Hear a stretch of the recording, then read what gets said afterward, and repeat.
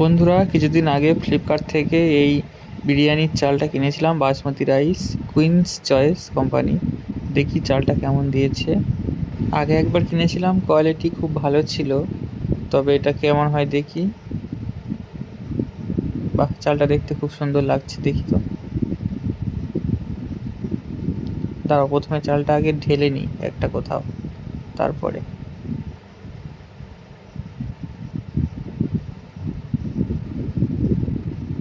প্যাকেজিংটা খুব ভালো এসেছে।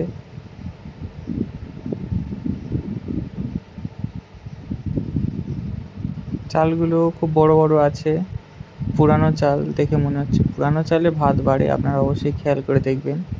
এই প্রাইসটা আমি লাস্টে বলছি। সাধারণত আমি 115 বা 120 টাকা কেজি চালটা কিনি। আর বাস, এর প্যাকেজিং খুব চকচক করছে। এর দাম প্রিন্ট করা রয়েছে 250, তবে এটা নিয়েছে 110 টাকা কেজি।